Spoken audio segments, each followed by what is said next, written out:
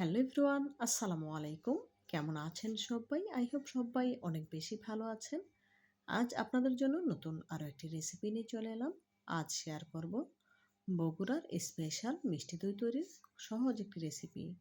অনেকে আছেন যারা মিষ্টি দই পারফেক্টভাবে তৈরি করতে জানেন না, আর দই তৈরি করলেও পারফেক্টভাবে জমে না বা নরম থাকে। আজকের রেসিপি তাদের জন্য। কিভাবে খুব সহজেই বগুড়ার স্পেশাল মিষ্টি দই তৈরি করা যায় তার সকল টিপস অ্যান্ড ট্রিক সহ আজকের রেসিপি। তো বন্ধুরা, কথা না বাড়িয়ে চলুন বগুড়ার স্পেশাল মিষ্টি দই তৈরির মূল প্রস্তুত প্রণালীতে যাওয়া যাক। বগুড়ার স্পেশাল মিষ্টি দই তৈরি করার জন্য চুলে একটি পাতিলে নিয়েছি 2 লিটার ফুল ক্রিম লিকুইড দুধ। এখানে আমি গরুর দুধ নিয়েছি।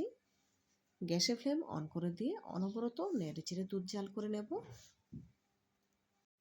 কোনোভাবেই নাড়া বন্ধ করা যাবে না, এতে করে পাতিলের তলায় জমে যেতে পারে। সেজন্য অনবরত নেড়েচেড়ে দুধে বরফ তুলে নিতে হবে। দেখুন, এই পর্যায়ে দুধে বলক চলে এসেছে, কিন্তু কোনোভাবেই নাড়া বন্ধ করা যাবে না, এতে করে ওপরে দুধের স্বর জমে যেতে পারে। দুধে যাতে স্বর জমতে না পারে সেজন্য অনবরত নেড়েচেড়ে দুধ জাল করে নেব। বন্ধুরা, ঘরেই যদি বগুড়ার স্পেশাল মিষ্টি দই তৈরি করা যায় তাহলে বগুড়া গিয়ে দই খেতে হবে না। আপনারা যদি বগুড়ার স্পেশাল মিষ্টি দই তৈরি করতে চান সেক্ষেত্রে আমার রেসিপিটি হুবহু ফলো করতে পারেন। ইনশাআল্লাহ আপনারাও পারফেক্টভাবে বগুড়ার স্পেশাল মিষ্টি দই তৈরি করতে পারবেন। আমি যেহেতু এখানে 2 লিটার দুধ নিয়েছি, এখন জাল করে 1.5 লিটার করে নেব। দেখুন, এই পর্যায়ে 1.5 লিটারের মতো দুধ হয়ে গিয়েছে, আর দুধের ঘনত্ব কিন্তু অনেকটাই বেড়ে গিয়েছে, দেখেই বুঝতে পারছেন। এখন আপনাদের দেখে দিচ্ছি দুধের ঘনত্ব কেমন হয়েছে। এতটা ঘনত্ব হলেই মনে করবেন দইয়ের জন্য দুধ পারফেক্টভাবে জাল হয়ে গিয়েছে। এদিকে আমি দুধের চুলাটায় লো হিটে করে দিয়েছি। অন্য একটি প্যানে নিয়ে নিচ্ছি 1/2 কাপ চিনি, বগুড়ার স্পেশাল মিষ্টি দই তৈরি করার জন্য। এখন গ্যাসের ফ্লেম লো আঁচে রেখে ক্যারামেলটা তৈরি করে নিতে হবে। এখানে কোনো পানি অ্যাড করা যাবে না, পানি ছাড়াই আমি ক্যারামেলটা তৈরি করে নেব। আর অবশ্যই খেয়াল রাখতে হবে গ্যাসের ফ্লেম যাতে একদম লো আঁচে থাকে।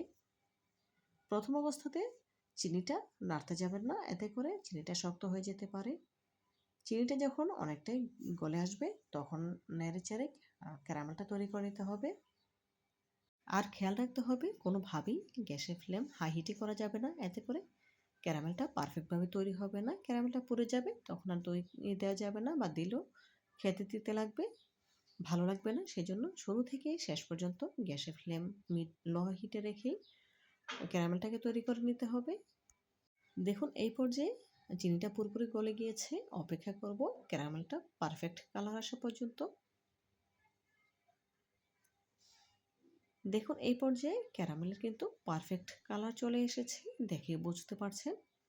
এখন এই ক্যারামেলটাকে গরম দুধে সরাসরি ঢেলে দিতে হবে, কোনোভাবেই ঠান্ডা করতে যাবেন না, এতে করে ক্যারামেলটা প্যানেই জমে যাবে। সেজন্য গরম থাকা অবস্থাতেই গরম দুধে ঢেলে নেব। গরম দুধে ক্যারামেলটা ছাড়ার সাথে সাথে কিন্তু বুদবুদ উঠে অনেকটাই উপরে উঠে গিয়েছে, ভয়ের কোনো কারণ নেই। দেখুন, এই পর্যায়ে নেড়েচেড়ে খুব ভালোভাবে মিশিয়ে নিচ্ছি। আর বগুড়া দই তৈরি করার ক্ষেত্রে অবশ্যই ওরা কিন্তু এভাবে করে ক্যারামেল তৈরি করে দইটা তৈরি করে, এতে করে কালারটা অনেক বেশি সুন্দর আসে। ক্যারামেল দেওয়ার পর খুব বেশি জাল করার প্রয়োজন নেই, নেড়েচেড়ে মিশিয়ে শুধু একটি বলক তুলেই গ্যাসের ফ্লেম অফ করে দেব।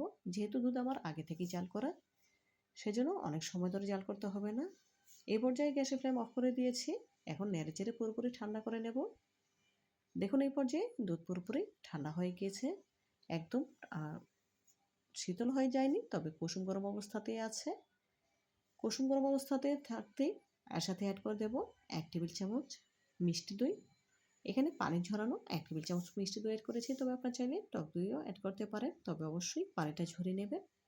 এখন হ্যান্ড উইক্সের সাহায্যে খুব ভালোভাবে নেড়েচেড়ে মিশিয়ে নিচ্ছি, আর উপরটায় কিছুটা ফেনা তুলে নিচ্ছি। আসলে বগুড়া দইয়ে এভাবে করে ফেনা ওঠানো থাকে, সেজন্য আমি হ্যান্ড উইক্সের সাহায্যে এভাবে করে নিয়ে অনেকটাই ফেনা তুলে নিচ্ছি।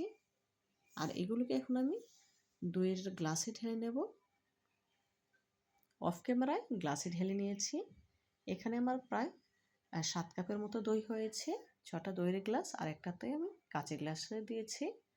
অফ ক্যামেরায় কাঁথা দিয়ে ঢেকে দিয়েছি। ফিরছি দইটা জমে আসার পর প্রায় 5 থেকে 6 ঘন্টা পর আমি ফিরে এলাম। দেখুন 6 ঘন্টা পর দইটা পারফেক্টভাবে জমে গিয়েছে। আপনাদের দেখিয়ে দিচ্ছি।